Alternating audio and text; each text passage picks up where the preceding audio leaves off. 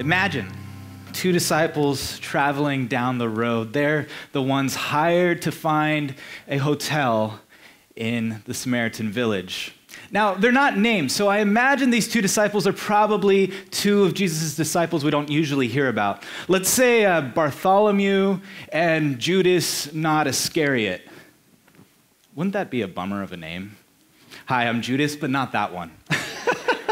What would their conversation sound like? Maybe it sounds like the missions trip they just went on. You see, Jesus just commissioned them in the power and authority of the Spirit, of the kingdom, and they went out and they healed the sick, and they cast out demons. They proclaimed the good news to everyone who heard it, and I bet they relived those stories as they walked to Samaria. And maybe the conversation would meander, and as they see the village far off, Bart turns to the other one and says, "Do you think she'll be there at the well?" I was thinking the same thing. But they're met when they get to the outskirts of the town, not by the woman, the stranger who became family, but maybe a town elder. And the town elder asks, "What are you doing here? What's your business here?" And so Bart speaks up, "We're traveling with the rabbi from Galilee, and we need a place to stay." And I would imagine the elder might cut him off and say, "Rabbi Jesus, anyone who travels with Rabbi Jesus' family, come, we'll prepare a feast." And then Jay speaks up, "Oh, good, we're headed to Jerusalem. It's going to be pretty tiring." And the elder's countenance drops. "Jerusalem? Don't tell me your master is going to be another would-be savior who tries to take on Rome from Jerusalem." We've seen this happen. The healers, the prophets, they come. They get a little regional acclaim, and they think they are God's chosen. They think they'll have it all. The Jews will have it all. And they think nothing of Samaria. And then Rome wins. "I won't have it. I'm sorry. You're not welcome here." What do you do when you feel powerless? Good morning, Biola. I'm so grateful to be here. I have been a fan of Biola's morning chapels and attendee of Biola's morning chapels for a long time, so I'm honored to be on this side of the platform. Our passage today starts at the beginning of the end. Luke tells us that Jesus resolutely set his face for Jerusalem. And in the middle of this 80-mile journey between Galilee and Jerusalem is the region of the Samaritans. Now, the Samaritans, you'll remember, they weren't on the best terms with the Jews, and that feeling was pretty mutual. According to the people who lived in Jerusalem, it was the Samaritans that had the bad theology. It was the Samaritans that had the questionable heritage, and it was the Samaritans that lived on the wrong side of the tracks. Today, our most familiar cultural touch point with the Samaritans is Jesus' parable of the Good Samaritan. You see, that story in Luke's gospel comes just one chapter after this one. And so in Luke 10, Jesus tells us a story about all the right people, all the good ones, going the long way around a man in his time of need. But then it was a Samaritan that travels directly to that wounded one. It was him who had the supposed bad theology and the supposed questionable heritage, who was from the supposed wrong neighborhood, that went straight and helped the man in need and fulfilled what God's law required. In our text here in Luke 9, we see a story of Jesus wanting to travel directly to the Samaritan village, but forced to take the long way around. And his disciples had a very unneighborly response, to say the least. Now, of course, I can't prove this, but I have to wonder if this episode with the disciples is what made Jesus think up the Good Samaritan parable and tell it not too long later. You see, Jesus was so often interested in telling a new story, reorienting how we view the world, the assumptions we make, the people we hang out with, the actions we take. And what I'm calling Jesus telling a new story is what Talbot professor John Lundy calls in his book, Following Jesus, the Servant King, which he's speaking at Tory conference I just heard. Go see him speak. He's wonderful. Then take his classes. He says, Jesus is like a prism. Jesus takes the light of the law and refracts it upwards, heightening the demand it places on our lives. Jesus tells us, you've heard it said, eye for an eye. I tell you, forgive your enemies. You've heard it said, don't commit adultery. I tell you, don't even lust. And this new story that Jesus tells us heightens that demand of God's story on our lives. It can be upending, but it's always good news. Throughout his Gospels, Luke often depicts Jesus reorienting our assumptions through the narratives he tells. Consider that story he told of Elijah when he spoke in his hometown and unrolled the scroll and read from Isaiah 61. He said, "The Spirit of the Lord is on me because he has anointed me to proclaim the good news of the poor. He sent me to proclaim freedom from the prisoners and recovery of sight for the blind, to set the oppressed free and to proclaim the year of the Lord's favor." Now, I imagine when the townspeople heard this, they're at the edge of their seat, waiting for what comes next. But Jesus does something surprising. You know, if you've read Isaiah 61, that he says, this verse says, to proclaim the year of the Lord's favor and the day of vengeance of our God. But Jesus doesn't read that. Jesus stops. He puts a period where there is none. Jesus changes the story they told about that passage. And then he says, funny thing about Elijah. He could have gone anywhere and helped a whole lot of people in the time of famine in Israel. But instead, he went to the enemy's camp and helped a single widow. If you read the text carefully, that change of story caused a mob to jump up and try to throw him off the cliff. We hold our stories, don't we? In our passage from Luke 9, the disciples focus on another Elijah story. In 2 Kings 1, Elijah sent a prophetic word to a king ruling in all places in Samaria. That king sent a regiment of soldiers who called out to Elijah, "Man of God, the king says, come down." To which Elijah answered the captain, "If I am a man of God, may fire come down from heaven and consume you and your soldiers." Then fire came down from heaven and consumed the captain and his men. I'm convinced it was this story of Elijah that James and John were telling themselves when they had that genocidal impulse. I'm convinced that this is what they said being a man of God looks like. And so, of course, when the Samaritans offend that first century hospitality code, James and John want to deal with these men like the real men of God that they are. But Jesus rebuked them. Why? Because Jesus wants to change their minds about what godliness looks like. To change their minds about what godliness looks like, he has to change our minds about power. And now by power, I mean influence wielded at or by people. This could be social power or spiritual power. It could be interpersonal power or political power. Anytime humans gather together, power is present, and that makes power neutral. But what matters is how we use the power that we have access to, and I believe we all have access to power. The Samaritans in this story are the opposition to Jesus and his disciples' plans. Power is put to the test by how it responds to opposition. In this life, you'll face opposition, trials of many kinds. So how do you respond? Well, maybe you respond one of three ways. First, you might respond like Bart and the other disciple. They felt powerless. That powerlessness led to inaction and indecision. For all that we know, they sat at that local watering hole waiting for Jesus to show up so they could tell the bad news. They did nothing and let someone else do the talking. Or maybe Maybe you respond to opposition like James and John.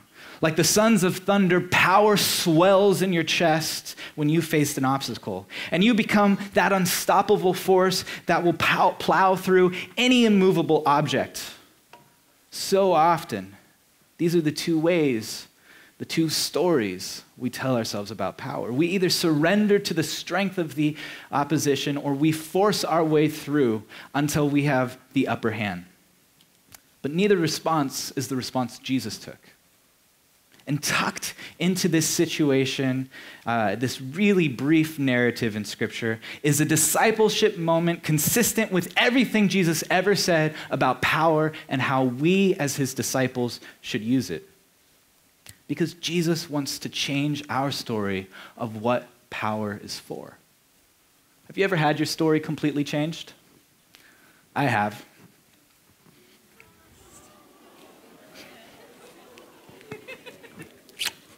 This is Silas.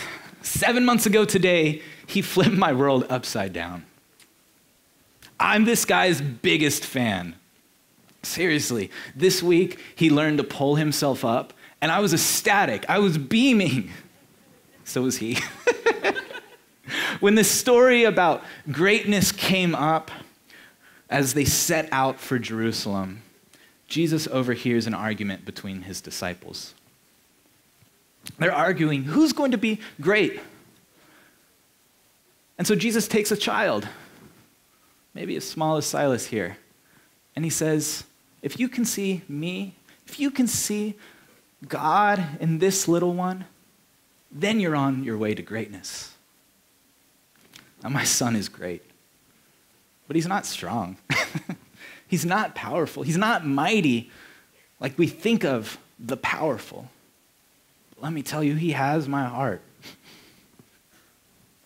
One look from him and I'm sailing. One cry in the dead of night and I'm out of bed.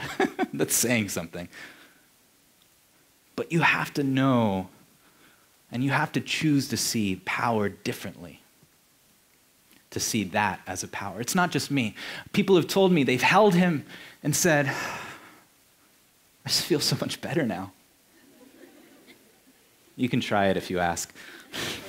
That's power. Let's give Silas a hand.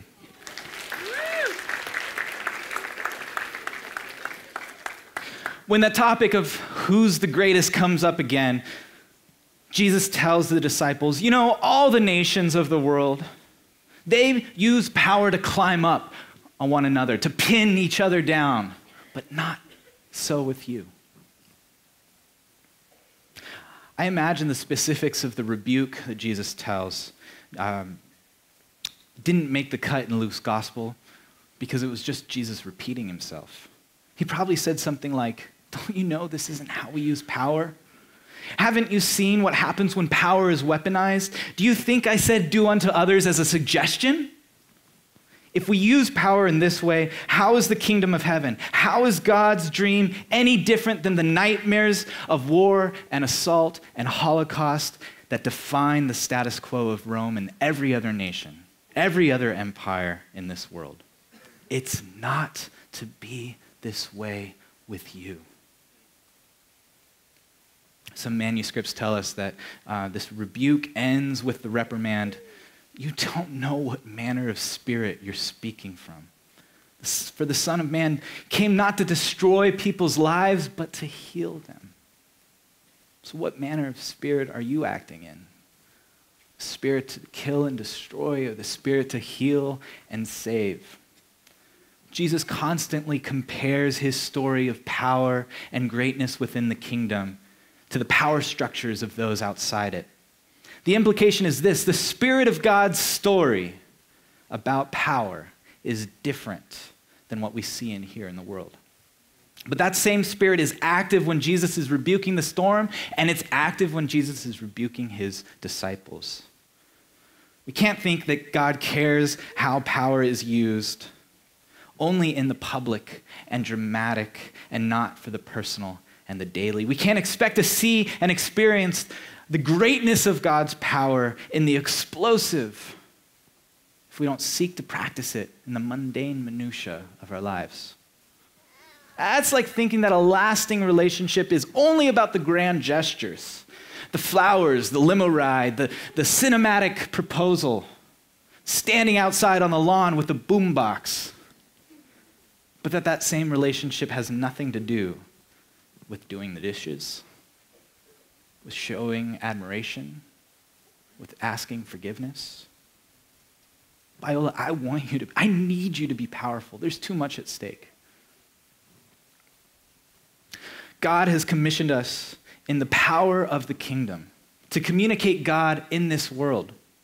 But if our concept of power looks like the way the world uses power, we'll miss the story Jesus is trying to write. Now, there was a third response that day, and that's how Jesus responded to the situation.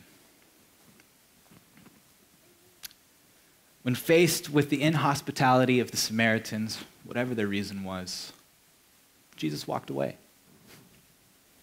Jesus didn't force the door open. He didn't call down fire. He walked away. Now, you might say, wait a minute, isn't that the same as the first option? No. There's a difference between powerless inaction and innovative third responses. Jesus didn't try to strong-arm the village into submission, nor did he sit and pout powerlessly. He walked away. And more than that, he found somewhere else to stay. He had other options. To understand why using power might look like losing, you have to understand Jesus' motivation. What's the guiding principle to how Jesus uses power? It's love. Love guides Jesus' actions, small and big. Love is not coercive. It doesn't force itself onto the beloved. And it's not impotent. It doesn't wallow when it doesn't get its way. Martin Luther King Jr. saw this kingdom connection between love and power on display when he said, "Power without love is reckless and abusive, and love without power is sentimental and anemic." Yes, the cross is ultimate love and power on display. But we're called to extend that love and that power in every area of our life, every decision we make, every interaction we have, every enemy and opposition, small and large, we confront. The power of God is good news for you, for me, for the world. The power of God remakes what is broken. It heals what is unwell. It loves what is unloving. It forgives what is unforgivable. It is the power to release the prisoner, to ransom the captive, to open the eyes of those who can't see. But this power with which God's Spirit raised Jesus from the dead, it's the power to bring healing and set the world right. This is kingdom power. This is power within our reach. Do you want it? Do you want it? If you do, my friends, begin today by examining the stories we tell ourselves. Where is power present in the absence of love? We need others to help us see this. In the Gospels, we call those others neighbors. In academia, we call them researchers. And one of those researchers is our very own senior communications studies student, Laura Bell. In her soon-to-be published paper on power, influence, and faith-based organizations, she ties a tight connection between the stories we tell and how those stories communicate and shape the communities they're in. Laura writes, "There is much power in narrative. Who is constructing the narrative and who is hearing it? Whoever is telling the story is usually the one in power, and the ones whose voices seem to be neglected are seemingly powerless."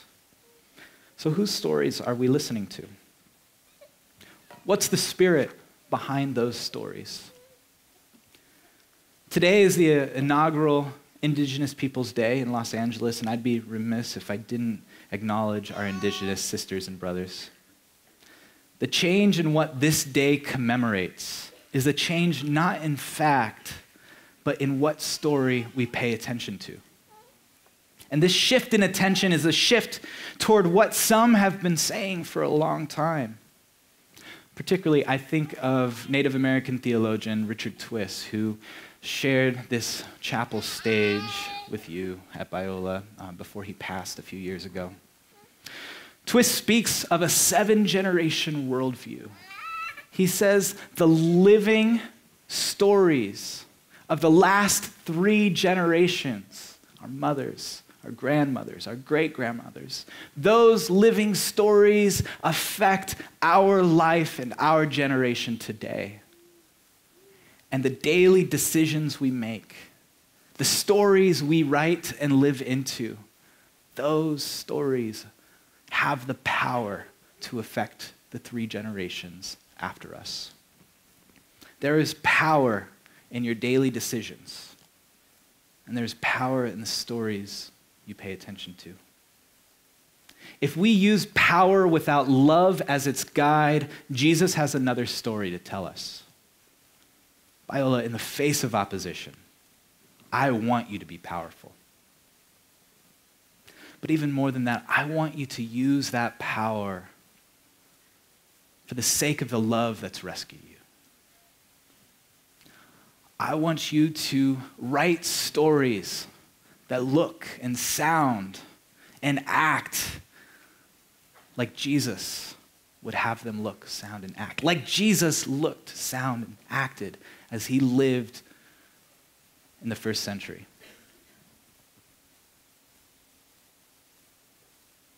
For God has not given us a spirit of timidity and fear, but a spirit of power and of love and of a sound mind. This week, you're talking about the kingdom.